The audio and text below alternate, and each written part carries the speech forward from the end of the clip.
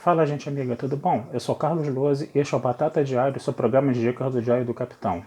E hoje nós vamos continuar nossas análises de episódios de Jornada nas Estrelas, voltando a DS9, mais especificamente ao 15º episódio da primeira temporada, intitulado Nas Asas da Imaginação. Gente, esse foi um episódio que não trouxe muita coisa assim de interessante de novo, não, tá? Foi um episódio mediano, tá? Uma historinha um pouquinho boba, né? Mas ainda assim foi uma história A e uma história B. O plot principal dessa história é o seguinte, né? Os tripulantes da estação, né?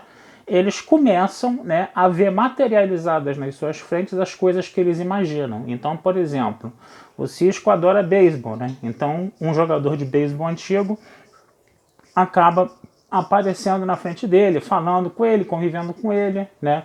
O Julian Bashir é apaixonado pela Dax, né? Então a Dax, completamente apaixonada por ele, aparece.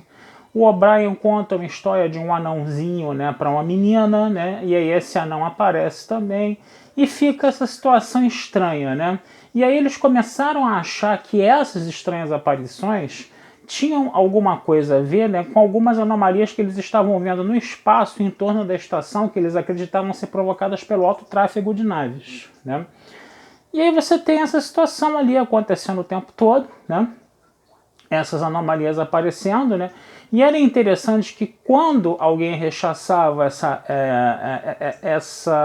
essas figuras, né, que estavam aparecendo da imaginação das pessoas, né, essas figuras desapareciam. Então, por exemplo, a Dax estava ali pendurada no pescoço do Bashir e o Bashir querendo trabalhar, né, para tentar resolver, desvendar o problema das anomalias que estavam aparecendo no espaço, né? Então ele deu meio que uma enxotadinha nela e ela acabou desaparecendo. Quer dizer, isso daí já é um sinal, né, que a gente vai ver ao longo do episódio várias vezes, né, que quando você rechaça, né, essas imaginações elas somem, né, que vai ter uma relação com a parte final da história. Essa anomalia espacial ela vai acabar se transformando numa espécie de ruptura, né, no subespaço, tá? Uma ruptura no subespaço que está aumentando gradativamente e que, se ela aumentar muito, vai tragar todo o sistema de Bajor, né, no caso, né? E eles estavam tentando, né, fazer uma espécie de torpedo, né, com uma Tecnobabel lá envolvida lá para atirar nessa anomalia para fechar, né, para fechar essa ruptura, né, subespacial. Mas quando eles fizeram isso a coisa não deu certo, né? E a ruptura subespacial foi só aumentando cada vez mais, né?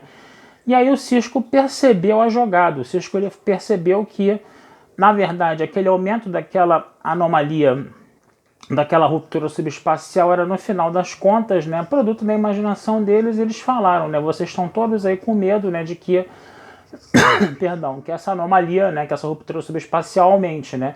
Então ela está aumentando. O que a gente está vendo é uma manifestação da imaginação da gente, né?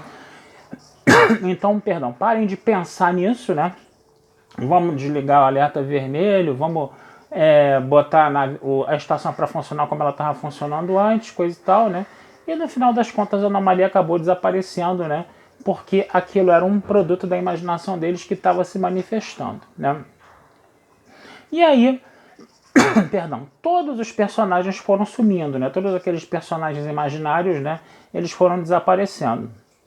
Mas o mais interessante é que o Cisco, né, no final do episódio, ele terminou lá no escritório dele, sentadinho lá no sofá dele, e o jogador de beisebol apareceu. E aí o jogador de beisebol, na verdade, ele era perdão, membro de uma espécie alienígena, tá? Que estudava, né, as espécies da estação, né, através, né, da imaginação dessas espécies, né?